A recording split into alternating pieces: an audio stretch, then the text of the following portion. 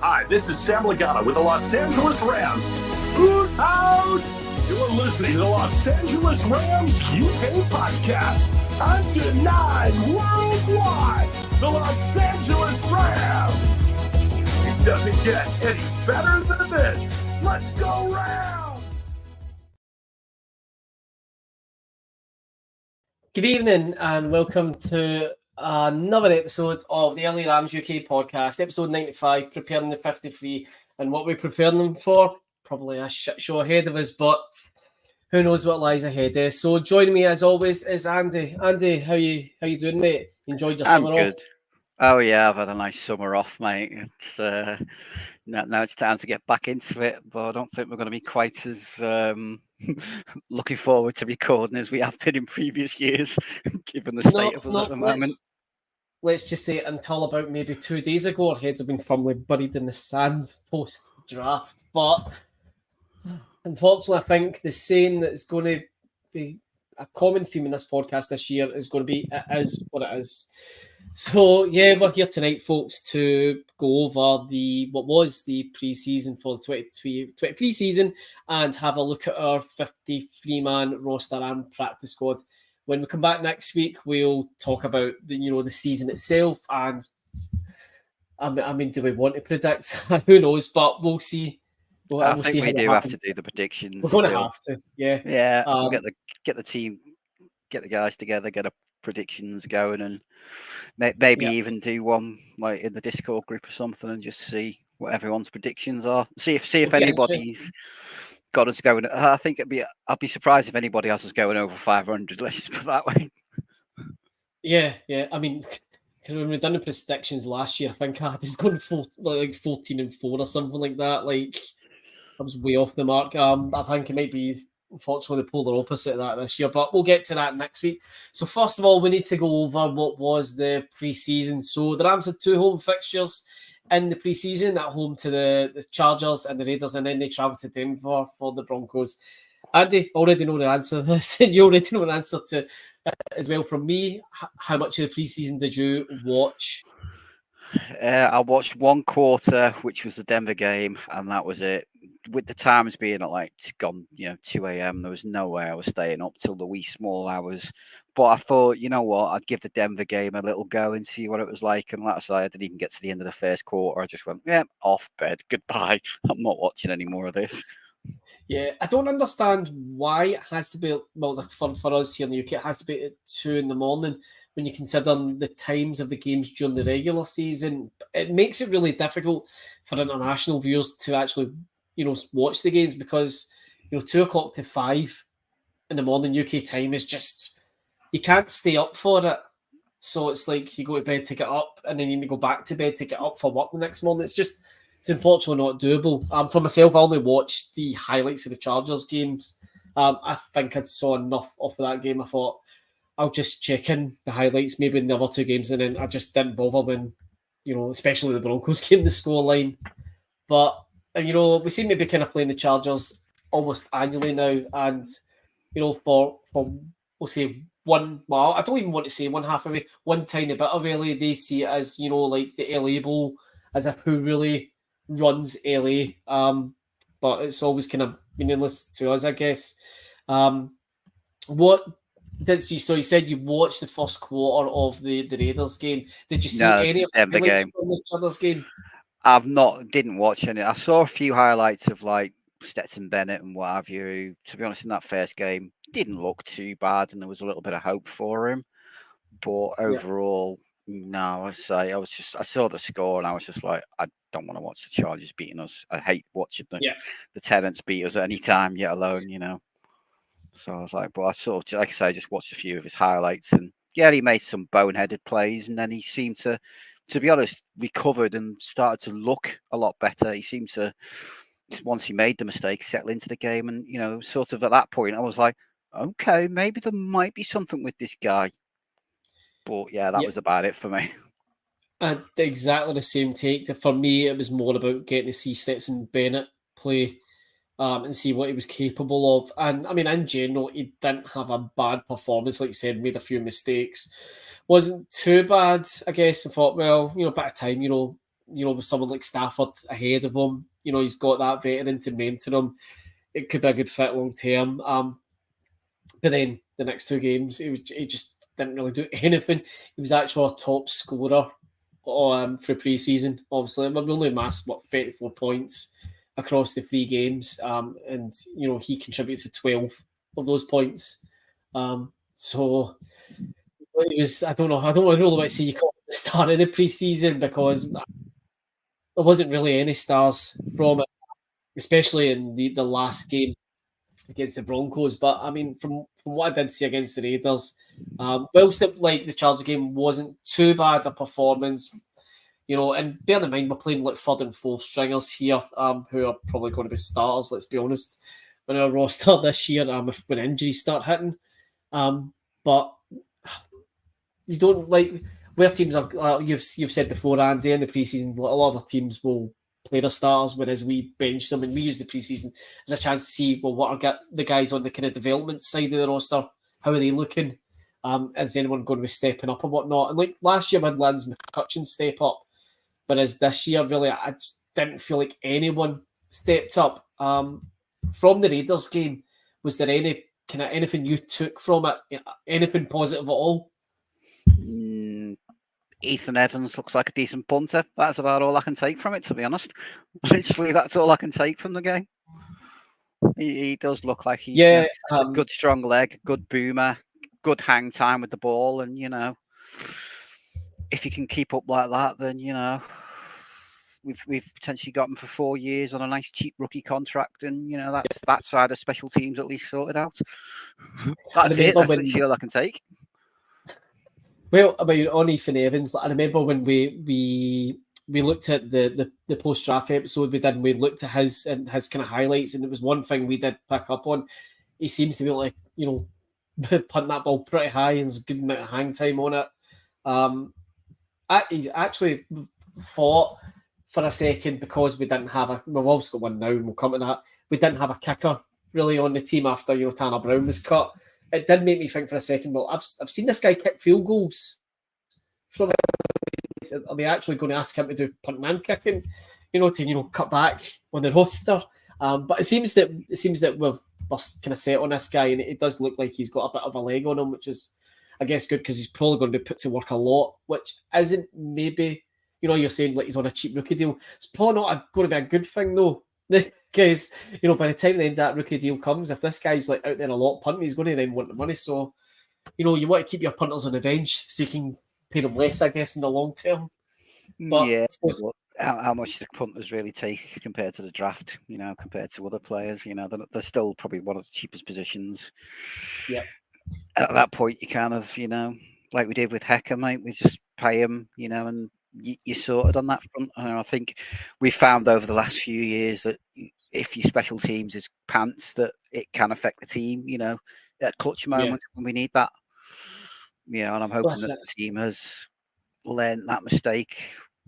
And that's why they've moved on quickly from someone like Brown, who wasn't getting the job done, and trying to make sure that at least that side of the team is settled in. Well, you think a few years back when we drafted Sam Sloman, as our kicker to replace, Greg the Leg, and Sloman just couldn't get going. Cut him. I can't remember. We brought someone else in before we brought Matt Gay, and I forget the guy's name. But he didn't do any better. Then obviously we stumbled upon Matt Gay, and unfortunately we couldn't afford to keep him. So it's one of those ones. It's like in hindsight, I don't see why we even bothered to bring Brown in when there was other guys that like veterans. I guess we could have just turned it straight away. But I'm more on that later, I guess. So as for the Broncos game, obviously it's a 41 zip loss.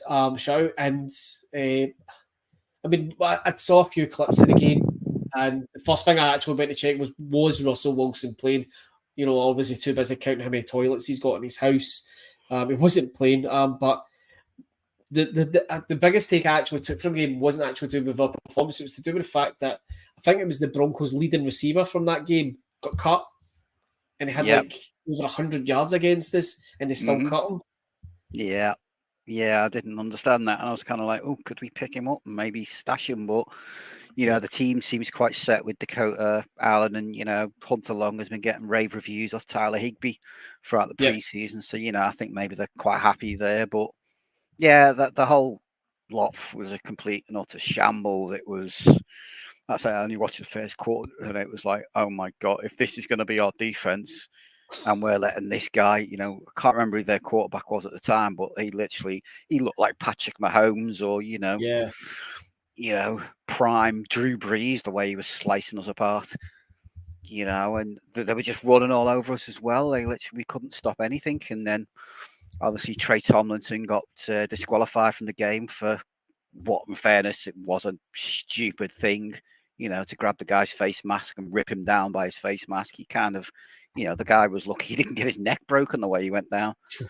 Yeah. But, and even when we had the ball, offense just couldn't do anything. But again, it was the O-line again as well, just wasn't protecting. Didn't give the guy, as much as Bennett regressed a little bit, the O-line just wasn't giving him any time at all to be able to do anything, because it was like ball snapped and there was 2 or 3 of their players surrounding Bennett at times, and you're just like, oh my god, if this is potentially what could be if we start getting, as you say, injuries and our backups for the year, you're like, oh my god, Stafford will be flipping killed by fucking week 2, week 3. He'll just be like, forget it, I'm retired now. I was kind of thinking to myself, I'm half expecting an announcement now any day, for Stafford to do an Andrew Luck and just go, forget this, I'm not fucking playing at this shit, I'm out, I've retired. Well, I mean, on Stafford, I'm taking you saw Kelly Stafford's comments the other day about how he's struggling to connect with all these young guys on the roster. I read it, and my immediate reaction was like, "Shut up, Kelly, shut up," because that's not stuff you want to get out there in the press. Like, he's going about like, I need staff to print pictures of these guys' faces because I don't know who they are and I'm struggling to connect with them.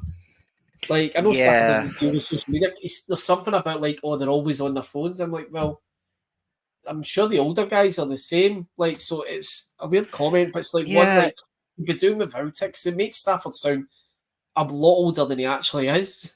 Yeah, it just makes them, I don't know as well, it just makes them seem snobbish that I don't want to, they're not doing what I want, so I don't want to know. And that doesn't, that makes me think that there's something wrong with the locker room. There's something, fundamentally wrong in that locker room. And this is, again, I love McVay, but this is where as McVay should be turning around and saying, right, between this time and this time, your phones go in your locker. You don't think, to get that team bonding going, or for somebody like an AD or Havenstein or Higbee, one of the vets, to basically step up and say, right, you know what, guys, that lot disappears. Because, I don't know if you've been watching Hard Knocks, but, you see somebody who's even older than Stafford in Rodgers connecting with these young guys, with the Sauce Gardners, the Garrett Wills. He's already formed that bond and that thing of, right, okay, they've gone and done stuff like, gone to plays and gone to basketball games and football, or soccer as they call it, games and what have you. So you're looking at it and you go, well, hang on, he's even older than you, mate. And if he can manage it, why can't you do the same thing? So is that something with the locker room that's wrong? And is that fundamentally something that's maybe wrong with Stafford? That he's basically, not willing to maybe put that effort in to get to know these guys? It's a bit of a worry. Like I said, that's why I'm like Kelly, please, like, shh, don't be like putting stuff like that out there, because it does breed, like you said, that there's, I don't want to say necessarily a split in the locker room, but more that, like you're saying, that they're disconnected in certain areas.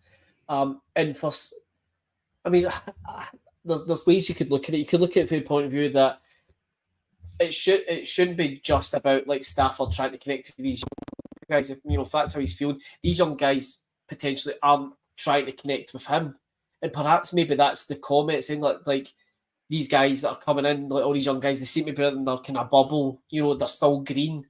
And it's one of the ones that like when the season starts, come week 1, they'll be in for a shock if that's the case. So it could be a case of what she's saying is totally out of context for what she's actually trying to kind of get across. But I'd rather there was no talk whatsoever about like what's going on in the locker room like that.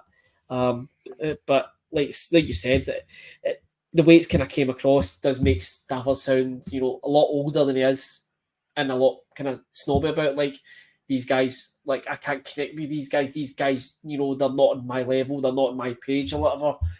And it's like, well, I mean, the other thing is you're a captain, Matthew, so get them on your page. Yeah. It's well, and again, like you're saying, like McVeigh, the likes of AD, the other captains, like it's on their job to get everybody on the page. Like that's why they're captains, I guess, and that's why you've got the coaching staff. That's what they're there for. So hopefully we don't hear any more about this. I think another thing as well that needs to be, is how is hearing that going to make those young players feel? Are they just going to go, is that going to make that divide bigger now because those younger players are going to go, stuff you, mate. I don't want to know. This is what you think about me. I don't want to know you either. And then is that going to make that divide even wider now because there's that tension in the locker room? And, it's how could that, potentially, as we all know, tension in a locker room can make and break teams full stop anyway.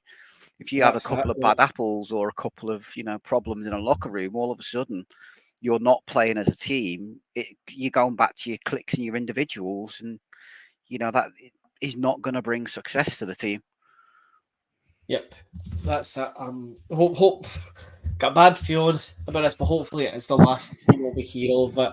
But that kind of segues us on to the actual roster itself. So obviously on Tuesday this week, the 52-man cut-off deadline was reached, and the Rams managed to shave down the roster to 53 men, which was, quite the feat considering at the draft we only had something like 44 players on the roster to begin with. We obviously drafted 14 guys and then signed a ton of undrafted free agents. So we're now whittled down to a 53 man roster. So no surprises. Also, Matthew Stafford's on it. Stetson Bennett's QB2. We always usually run with two quarterbacks. Brett Rippion's on the practice squad. How do you feel about the backup situation? Quarterback. It was a hot topic last season, Andy, with Wolford and Perkins. How are you feeling about the backup situation this year? Yeah, it's one of them. We'll wait and see. I do think Bennett has the potential to be better than Wolford and Perkins. He's more the same style of quarterback as Stafford, so you're not having to adjust the play calling as much, and you can potentially run the same offense. And people are going to look at his preseason, especially the last couple of games. But as you said, he's running with 3s, 4s, and potentially 5s at that point. Maybe once he's running with the 1s, that he may get into a bit more structure and, at least keep the offense going. So I think it's the best we've been backup wise for a couple of years. But I'm surprised that we haven't kept a third due to the fact that you can keep a third and he doesn't count to your roster spot. So which makes me think, are we potentially maybe looking at bringing another vet in to maybe be that third QB behind, or to push Stetson Bennett down to that third QB where he can be dressed and on the team, but he doesn't count towards the roster spot.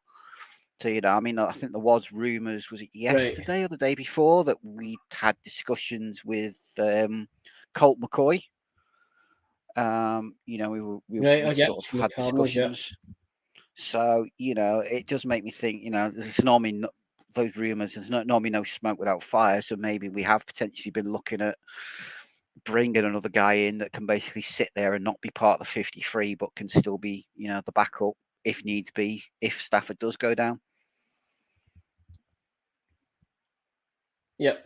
In terms, just on that, like you said about Colt McCoy, free agent, like someone potentially speaking to, like some of the other names that are out there, that they're listed as free agents, whether or not you want to take them or not.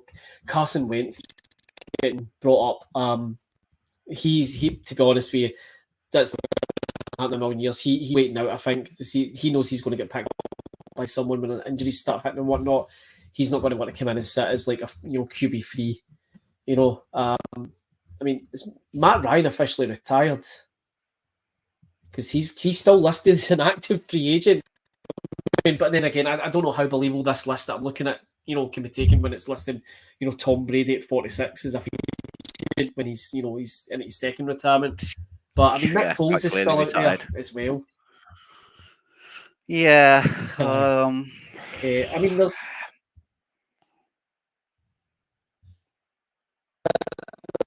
a guy. Oh no, Jake Fromm's been. It was on QB1 the behind the lights. And it was Jake Fromm. He was at Buffalo and he was at the Giants. He's just signed for the Anders practice squad, so he's not available. But there's a few guys out.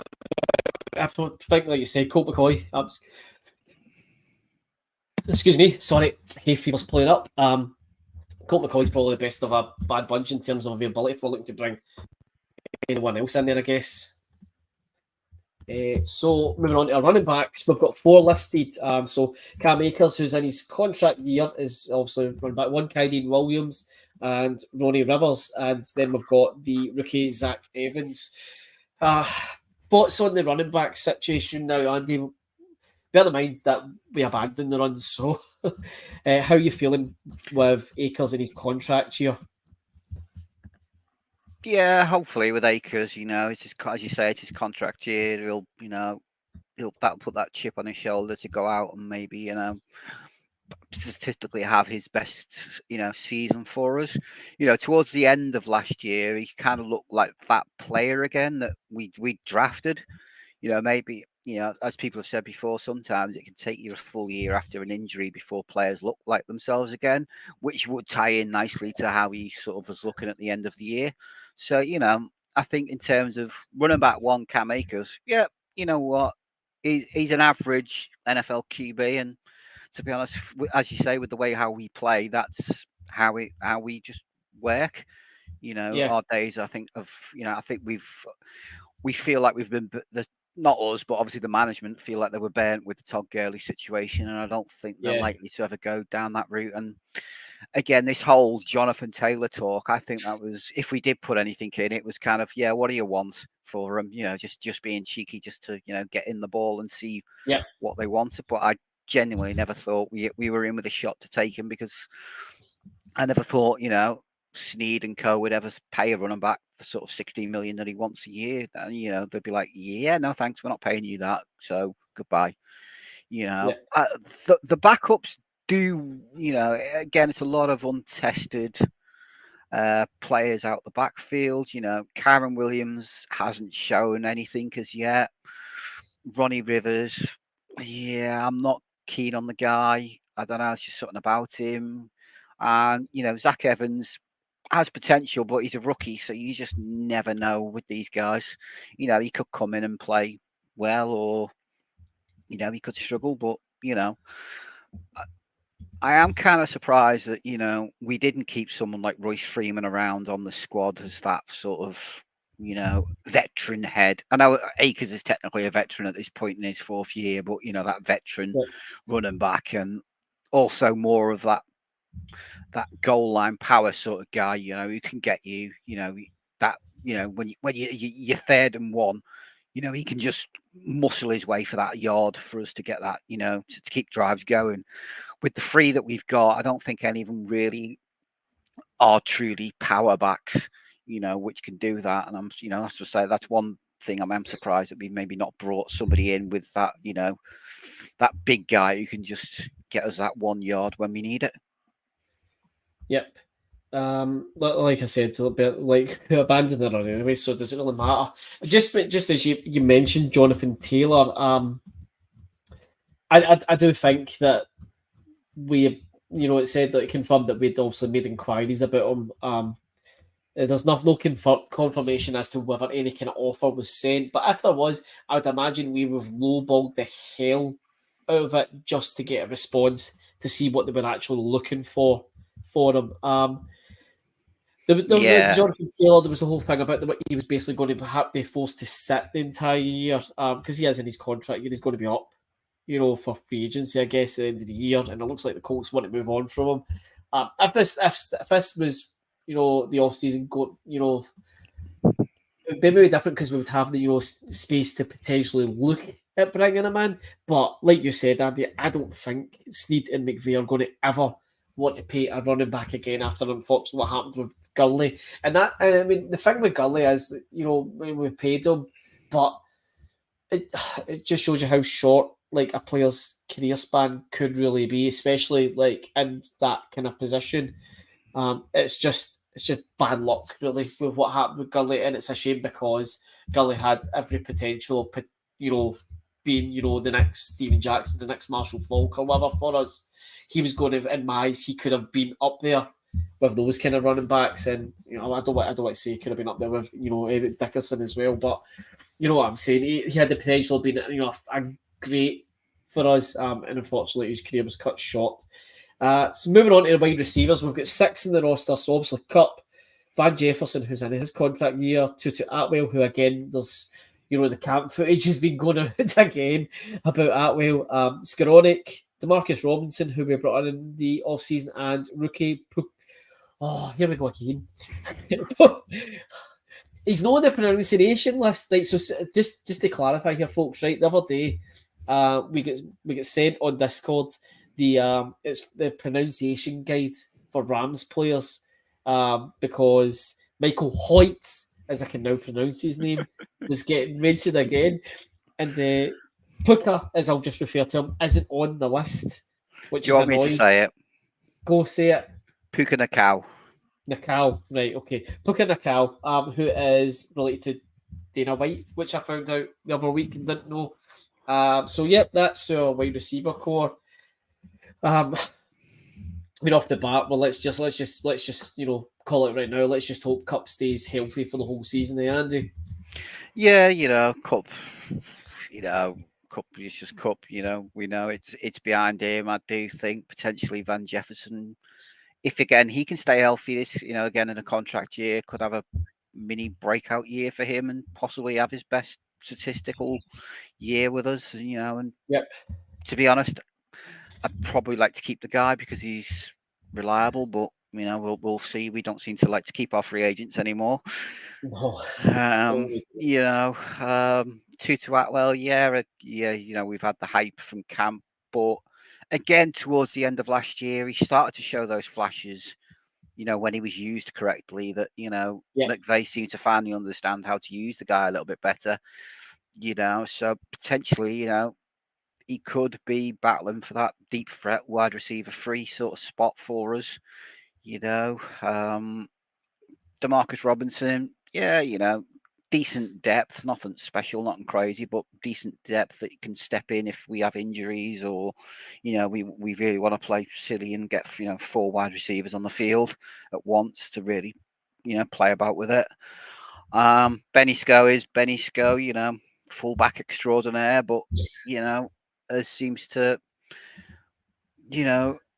just slowly gets better. I feel every year, you see him every year. He seems to just be getting a little bit better, and I think at this point he's borderline one of them weird wide receiver, tight end hybrids. Sort of, he can play, quite a few positions for us. And then again, another one that's been getting quite a bit of camp height is Puka Nakau. But I think the only unfortunate way he's probably going to see the field, unfortunately, is if Cup is injured, because he's a slot wide receiver, which is Cup's primary position for us. So the only way I think this year we will potentially see that guy rely quite often is if, unfortunately, Cup does get injured, which fingers crossed doesn't happen. So as much as I did like the signing when we drafted him, I'm kind of hoping he doesn't see the field this year, because the Cups will be there all year, balling out for us. Yep. Tight ends, I've got Tyler Higbee, who I've seen had his haircut and I didn't recognise him yesterday. Bryson Hopkins, Hunter Long, and rookie Davis Allen. Anything to say about the tight end situation, Andy? No, obviously Higgs is going to be tight end 1. We all know that. Yeah. And it's a bit of a mix behind them. One thing I will say, obviously, coming out of pre-season and camp, is that both Davis Allen has been getting quite a bit of hype, and McVay seems quite high on him, but also Tyler Higbee has been quite bigging up Hunter Long for what he's done in pre-season, and how well he's looked.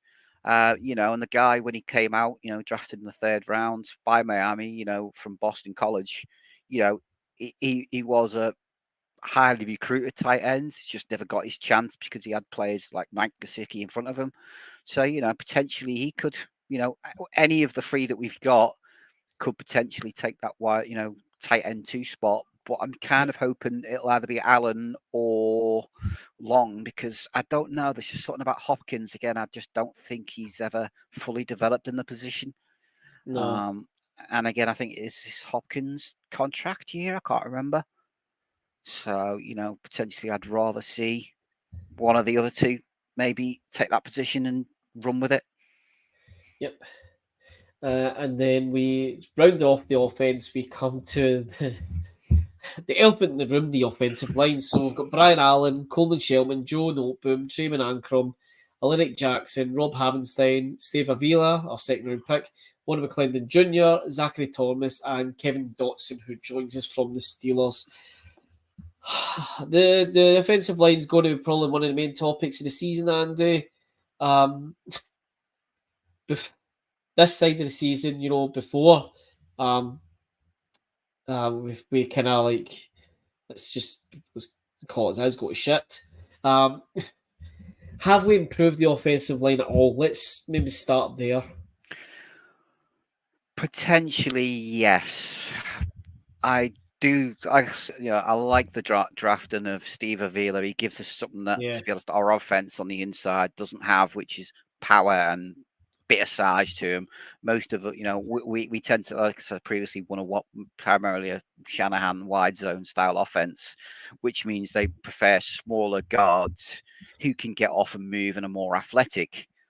But I think you've seen now a lot of teams, especially in the NFC, have got a lot of power rushes on the interior, and they just, our guards get bullied week in, week out, week in, week out. So I do like the fact we've put a bit more size and power in the middle, to try and maybe help keep Stafford up. To be honest, Kevin Dotson is a decent guard in himself, so potentially could maybe take that right guard slot.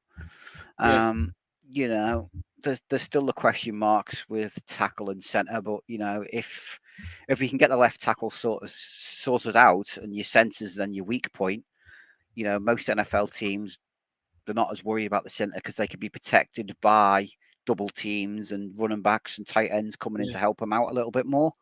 But again, Brian Allen, you don't know if you're going to get a full season out of him because he's always permanently, injured for half a year. So, I think it's all going to depend to me on what week one we sort of start with and who our starting 5 is, because I think it's still, up in the air. I think at the moment people have potentially got. I think the general consensus for the starting at the moment is Noteboom left tackle, Avila left guard, Allen at centre, Tremaine Antrim at right guard, and obviously Rob Havenstein at right tackle. Yep, that's maybe how I kind of see it. Yeah, Antrim dropping out and maybe Kevin Dotson maybe taking over that position. I'd be a little bit more comfortable with it. And I don't know. It's a toss-up between Allen and Shelton at centre. Who would I rather go with? Again, we just have to wait and see. I think I say it depends who starts week one. But for me, there are some improvements, but I don't think it's as there's still a lot of question marks as well as to certain positions and how well it can hold up throughout the year. And obviously, as you've seen before, as I said, Allen's injury prone, Noteboom's injury prone. Havenstein's starting to get up in age a little bit. And to be honest, I didn't think he was the same player last year. And I was a few times last year critical of Havenstein. He almost had this, I'm getting paid, I don't give a shit attitude now, or, he's starting to drop off. We can't have that again this year. And I think Havenstein potentially is also in his contract year for an extension. So, I'm hoping that he can improve and get back to what he can be, and maybe Noteboom and maybe Allen can stay healthy and maybe progress again. we'll see what happens. But I think the big shock for me was the fact that Bruce got cut. I think everyone was expecting him to be the starting right guard, and yeah, right, he didn't look good in pre-season. But I was actually quite shocked that basically, we're like, yeah, you initially cut, But like I said at the time on the Discord group the other day when the cuts happened, I was like, he missed his rookie year through injury, so he's a year behind on that development. So maybe dropping him, putting him on the practice squad for a year to get that development time in, and then maybe next year he can come back in again and pick up his career again. His career's not over. Sometimes when especially for a lineman, when they've been injured the whole rookie year, they come in the next year, which is basically their technically rookie season. They do still look raw because they've not had that year's progression that if he'd have played the full season, or at least maybe not even played the full year, but at least been practicing with the team all year, to get the reps in, to get the coaching in, which he's not had. So, I'm not going to write off Bruce just yet, but it was kind of surprising that he got dropped initially. So, flipping over to the other side of the ball, we move over to the defensive line. So, obviously, AD's there. It's we've got changes across the board here, really, I guess, because Greg Gaines and Sean Robinson have left. So alongside A&D, we've got Jonah Williams, Laryl Murchison, Bobby Brown III, Ernest Brown IV, and then rookies Kobe Turner and Mr. Irrelevant Deshaun Johnson. How you feeling about the defensive line there, Andy? I'm not really confident myself about any kind of edge rushing off of that. Kobe Turner, in his kind of like college highlights, his draft film looked pretty decent.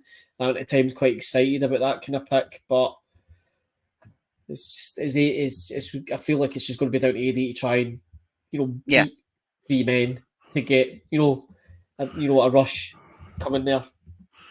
Yeah, it feels like with the front three there, it's going to be right triple team AD and then just use a tight end and a running back on the other two, and away you go, sort of thing. It's not going to be, stick all 5 offensive linemen on AD and then just have the tight end and the running back for the other two at the moment.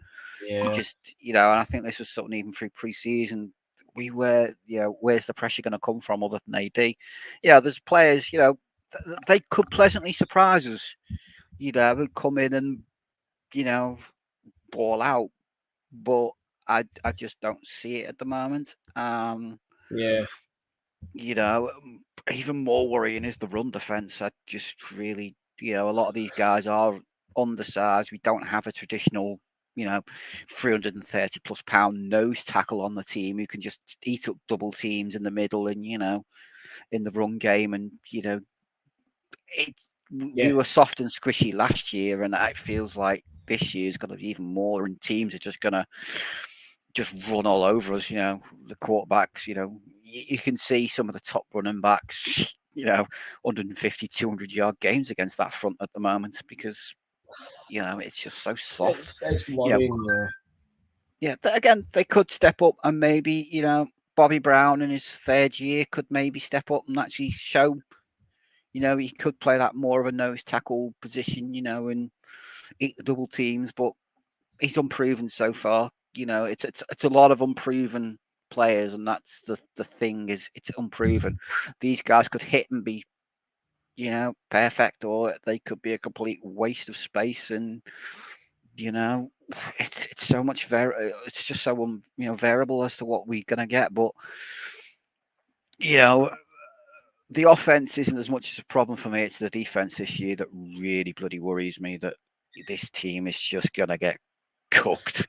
And the offense are going to have to put, it's going to be like the Chiefs game a few years ago. The offense are going to have to be putting 50 plus points up just to have a chance of beating teams.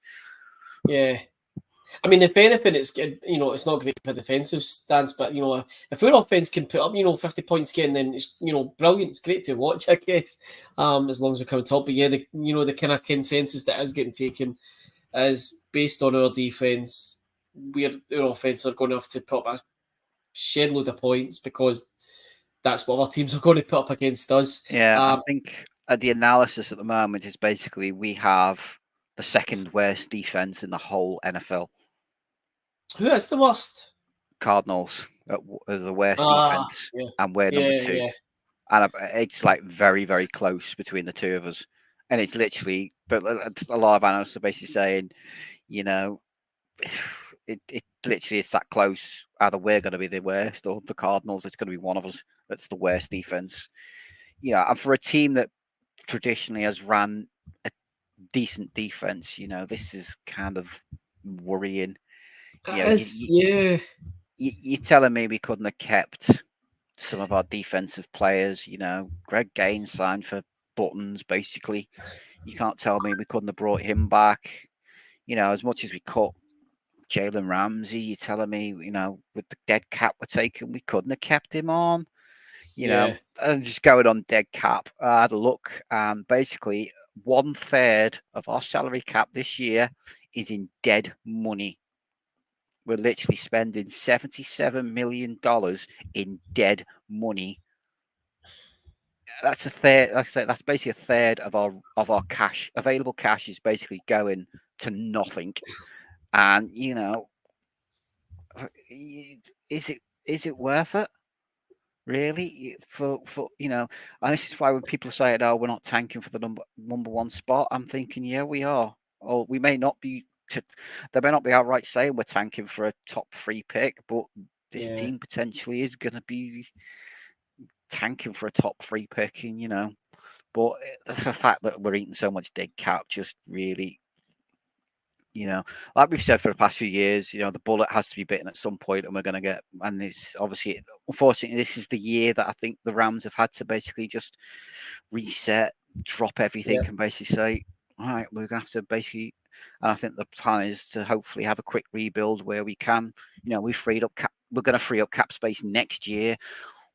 We're going to, you know, potentially, you know, have still players who are potentially still in the prime, like AD and Cup, and then quick rebuild and get back to the that playoff team again as quickly as possible, rather than the long slog of, you know, the 8 and 9 years of Jeff Fisher, where it was just year after year of, you know, average.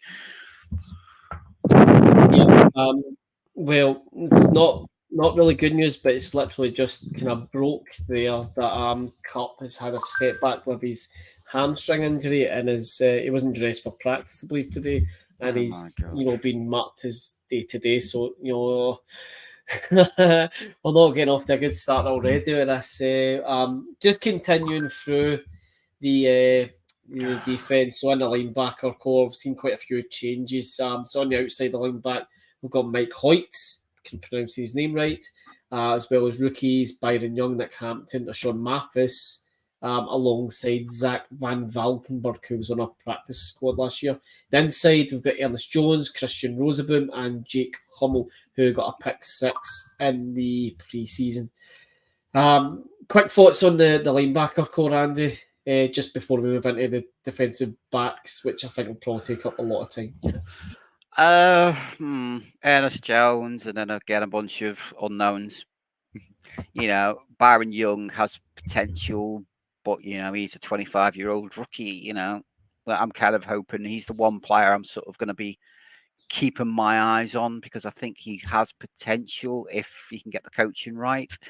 You know, and hit the ground running. But again, it, you know, especially in the middle again, it's Ernest Jones and, you know, who, you know, and again, the only change we've actually had to the inside linebackers is obviously Wagner left last year, but so it's the same insider core as we had last year, just minus, you know, the veteran. Like Wagner, which is, you know, a bit of a loss because Wagner was one of our better players on defense last year. The problem is, for me, I think Roseboom hasn't. I don't know. Every time he's been on the field, it's always been a penalty. He's always headhunting or making stupid boneheaded mistakes that cost us penalties. You know, late hits and stuff like that. And you know, Jake Hummel's not. You know, I think he's one of them 215-pound linebackers. So, you know, he's going to get bullied against the run, and you know, it's not going to help the run game if he's got, you know, he's going to be constantly bullied out. So, you know, where are we going to see, you know, that help alongside? At least last year with Jones and Wagner, you had the, that to help with the run game because you had two full-size linebackers to smash in. We're kind of, going to be struggling again there, I think, with the run. And again, it just pulls back to we're going to struggle in the run, stopping it because our linebackers, again, aren't going to be able to put the power in to help out, But again, it's a lot of unknowns outside of Ernest Jones, but this year, again, I think it's a case of, right, we've got all these youngsters. Let's see who sticks and who goes for next year, potentially. It's going to be one of them, I think. Yep. Just as we move into defensive back session, comment match got in from Massimo Dello there. Just also you're talking about tanking and whatnot. Like, it's actually a good point. He makes that really. I mean, whilst let's be honest, the season isn't going to go particularly well for us. Let's be realistic here. We'll do the best we can, I guess. It is a good opportunity, I guess, this year. He makes a good point that the younger guys in the roster have got a real chance to come out and prove themselves, and then when we've got the cap space for 2024, and a full complement of draft picks, albeit I think we've not got a fourth or a fifth or something like that, we can build on it. So I mean, there is the opportunity for a lot of these guys on the roster to really prove themselves, especially when there's several of them in contract years as well. So I mean, that's Massimo's comment is probably a good way to try and create a bit of positivity about this season, because we're going to have to find some kind of positivity somewhere. That, fingers crossed, some of the guys that are on the roster that that are getting a chance to step up now, because like your Jalen Ramses, your Greg Gaines, and that have now moved on. That this is a chance for them to kind of showcase that they're hungry and they're willing to fight for it. But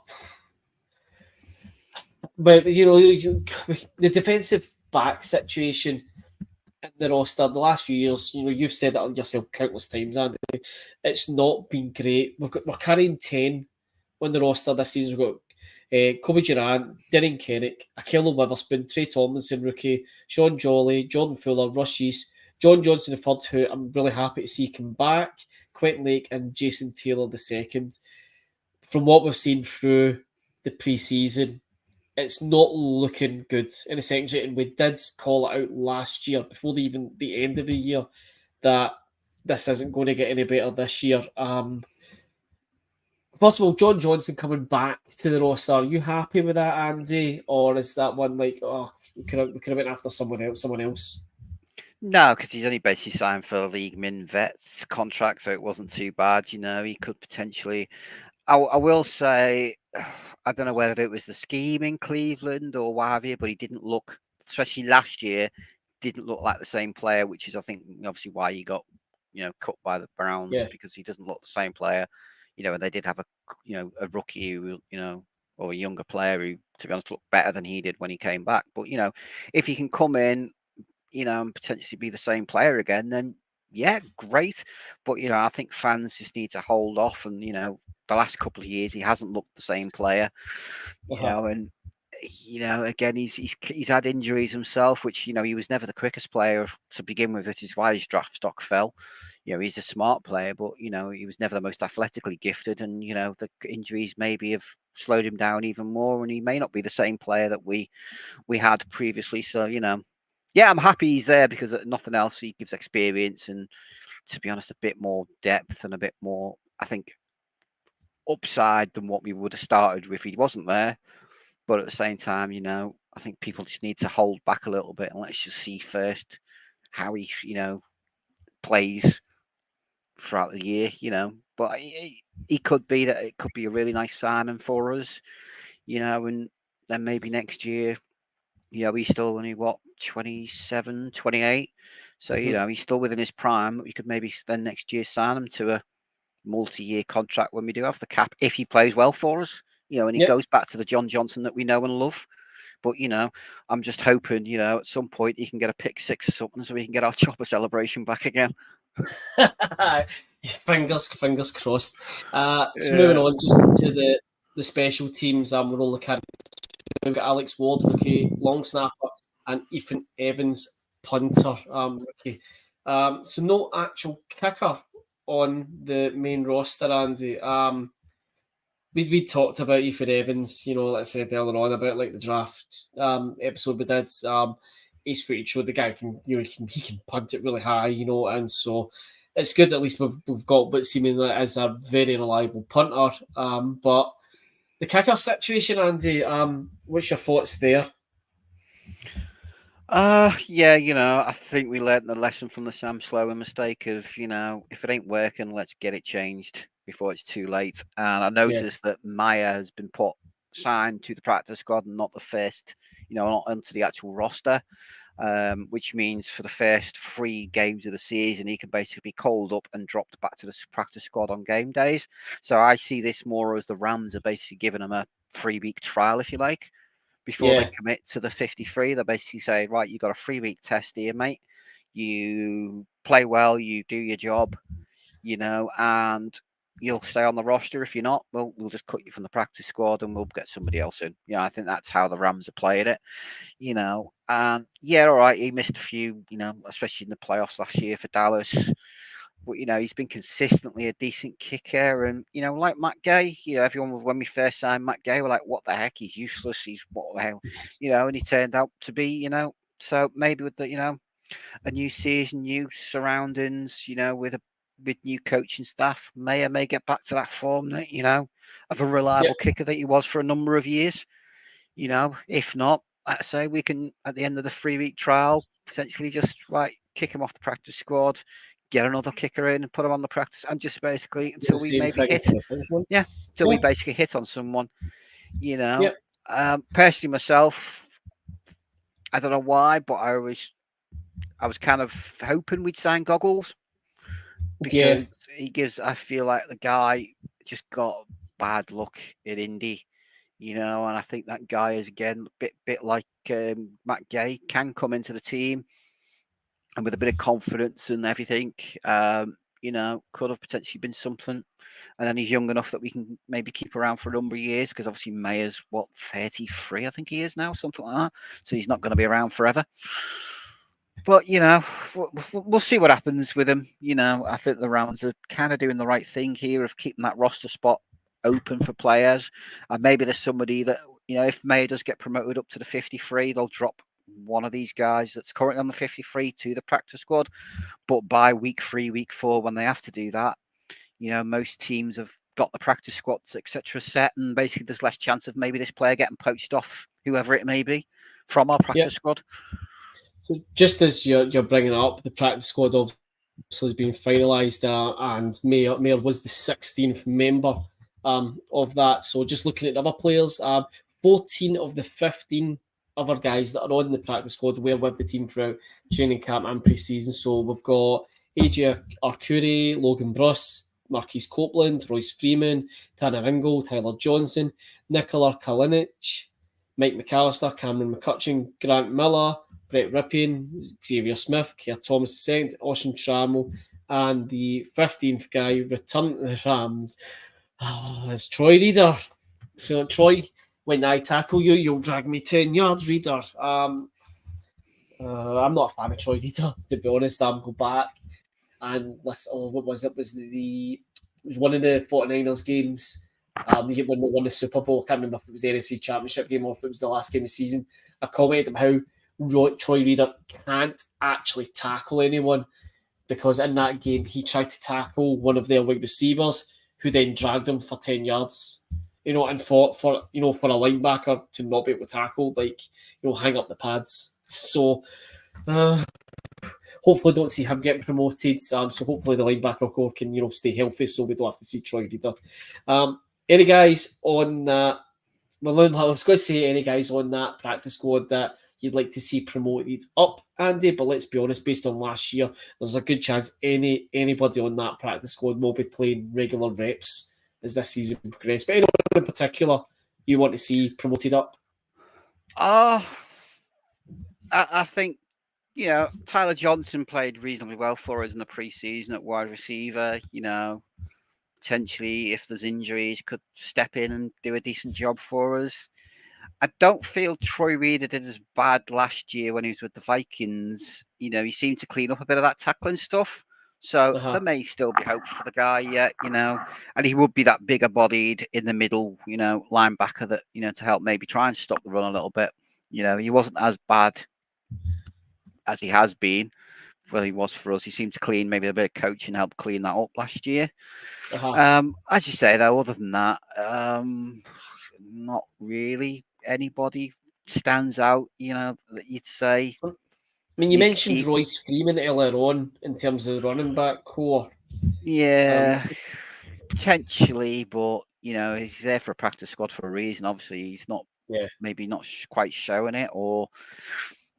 we'll just have to wait and see. But there's nobody that I would be like, you've got to get him now off that practice squad because somebody's about to come and poach him from us, and he's going to ball out. Like what happened with John Franklin-Myers a number of years ago. And, look what he's now doing for the Jets. There's nobody like that, which I'm screaming, you've got to get him off there because somebody's about to nick him and he's going to have a superstar career or anything. There's none of those on there. They are, backup NFL depth players at best. Like I say, I think Johnson had a decent preseason. Showed flashes that perhaps, but then that was Lance McCutcheon last year. So who knows? Logan Bruss being on there potentially get a full year of on the practice squad, a full year of training in. Maybe can next year step back up and maybe then continue his career with us and get somewhere. But we'll just have to wait and see. But there's nobody on there that's gonna I'm like I say, I'm screaming get him up now before he gets nicked. Yeah. So the last thing I just wanted to go on in terms of the roster was I think it was today the 2023 captains were named. So one thing that from seeing the reactions on social media, there does seem to be quite an element of the fan base that forget that the captaincies are selected by the players themselves. They vote for who they want the captains. This isn't just like I'm making you captain, making you captain. The players decide the guys they want to represent them. So on offense, we've got Stafford, Cup, Havenstein, and Higbee. Higbee is first-time captain for the Rams. Stafford's in his third year as captain. Cup is his fourth, and it's Havenstein's second straight year. On defense, AD is his sixth time as captain. He's also now the longest tenured Ram. Jordan Fuller and Ernest Jones. Jones is his first time being a captain and Fuller's second time. And then for special teams, and this was one that drew quite a few comments, is Benny Sko. It's good for Benny Sko to get some recognition there, Andy, isn't it? But to anyone out there that is, kind of trying to say like, why is Skoranek captain. On the field, he was actually pretty good for his last year. He came into that fullback role out of nowhere, and he put JJ Watt on his arse. Put it that way, a guy that was like 3-4 times the size of him. He laid him out. He's obviously well liked on the roster, and for him to get any kind of like stick whatsoever about being captain is unfair. Bear in mind, folks, that the players have picked Benny Sko to represent them on special teams. But in terms of the captaincies, Andy, anyone you're not happy with being captain, and is there anyone that you would have liked to have been a captain? No, I think the captain's perfectly well, to be honest. Obviously, AD, is AD and Cup as well. If they lost the captaincies, you'd be thinking, they're about to go out the door on a trade or something. That'd be the only way. You've always, I think most teams, the quarterback is always going to be the captain.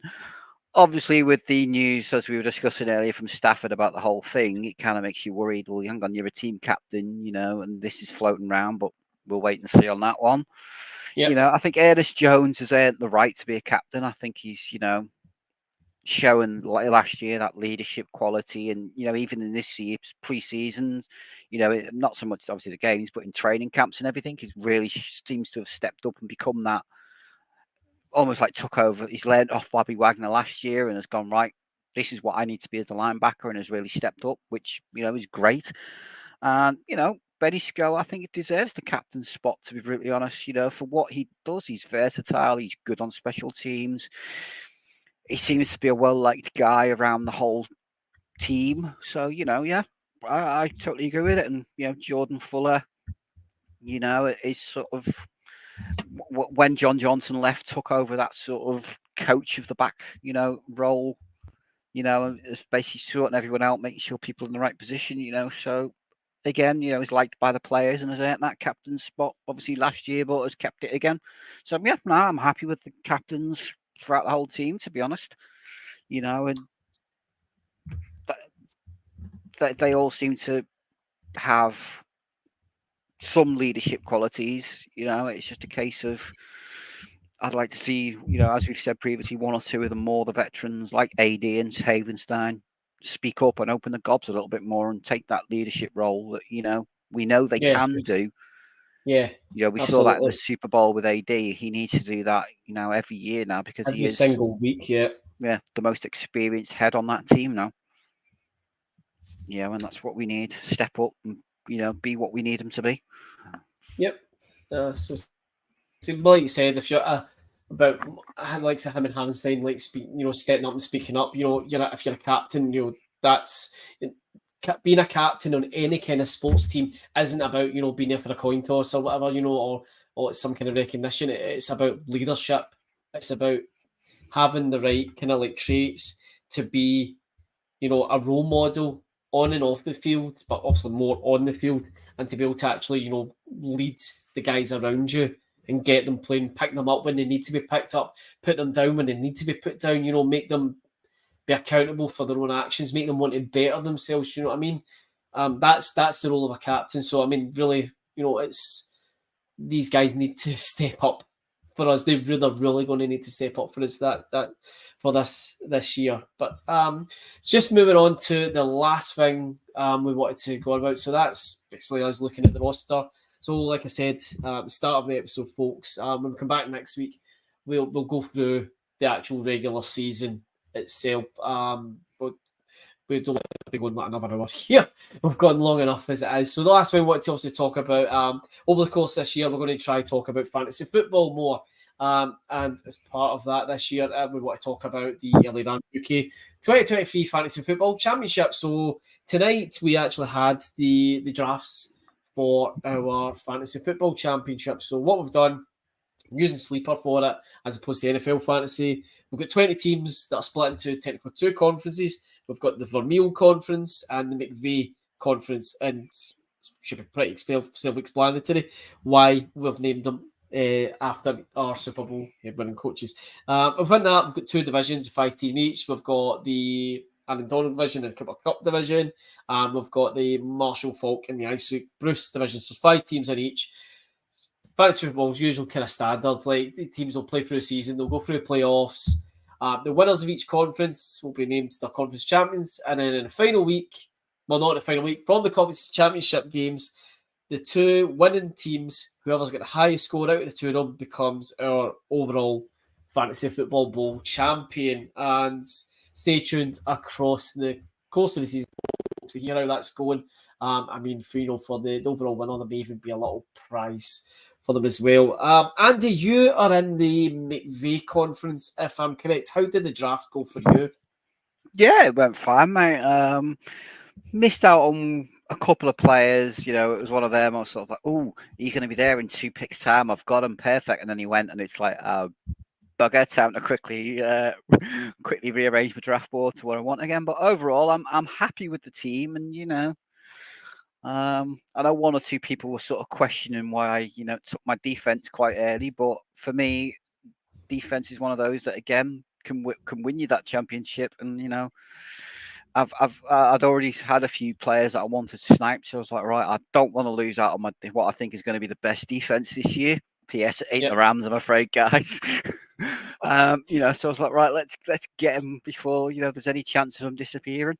And I still, after that, still got a lot of all the players after that I wanted. So I'm happy with the drafts, and hopefully, I'll be in with a chance of winning it all. Hopefully. What about you? How did yours go? Just for how interesting, what defense are you talking about? Jets. Oh, interesting. My draft went okay, I guess. it was a weird one. Justin Jefferson went first overall in our draft. I was picked number 6 in the first round. It went 3 wide receivers, 2 running backs, and so it left me wide open to take Mahomes with my first pick. I guess I went all right. I went quarterback, running back, tight end. It's my first 3 picks. I went all right. In general, like I could look like a draft well on paper, and then as the course of the season, it's absolute gash basically. It's one it was. I'll just kind of see how it goes. But it was interesting that someone picked the Rams for their defense when there was still the likes of like the Chiefs. I guess the Steelers, the Steelers, the Dolphins, were still there. So I suppose the person who took the Rams took the Chiefs later. So I guess the Rams will be their backup defense, maybe. Well, it's either going to be one of them. It's either going to be a complete waste of a pick, or it was 1,000 IQ move. Who knows? Who knows? But interesting. Like I said, Justin Jefferson went first overall in the Vermeil conference. I did see that Cup went first overall in your conference. Yeah. So second pick was Jefferson because that one was mine. So I took Jefferson with my first pick in the first round. So I was number 2. But yeah, Cup went 1, and then Jefferson went for me at number 2. So, and then from a quarterback, I took Aaron Rodgers as my main quarterback because, like I say, I don't know if you've not been watching the Hard Knock series, but the dude seems to have a real chip on his shoulder this year that, he's going out there to prove people that he's still that MVP quarterback. And to be honest, his connection with Garrett Wilson is sort of that Rodgers seems like a Rodgers Devontae Adams style connection, and I can just see the guy balling out. And then as my backup quarterback, to be honest, I had a choice between, it's probably going to sound controversial, between Goff and Stafford, and I took Goff over Stafford. I mean, it's not a bad pick, to be honest. I mean, people are not expecting like great things from Lions, but they're expecting decent things from them. So, I mean, Goff isn't necessarily a bad pick. And if Cup, he's just in the course of recording this episode, Cup's, struggling still with his hamstring. If Cup's not going to be good to go week 1, it's a knock-on effect for the Rams offense. So it might have been a smart move taken. I dealt with Dak as my backup quarterback. And you'd said to me, says, well, hope he doesn't get to playoffs because that's where, it falls to pieces for him. But, I mean, to be honest, I only really need them for the bye week when Mahomes isn't there, I guess. Yeah. I usually make the mistake of just drafting without looking at when teams are on bye weeks. I think last year, like in my office fantasy football league, I had about 5 players all on bye week at the same time. And I think I actually ran with no running backs at all that week and I got absolutely slaughtered. So I was a bit smarter with my picks this year and making sure that I had no more than I think 2 players that were going to win a bye week at the same time. But yeah, it'll be interesting to see how the fantasy football turns out this year, folks. So yeah, we'll be including that, as the season goes on. And come week 18, we will crown our overall champion. But that about does it for tonight, folks. Thank you so much for everyone to listen. Andy, it was great to catch up with you, mate, and speak to you again. I bet, in a couple of weeks' time, both of us will wishing our heads were still buried in the sand.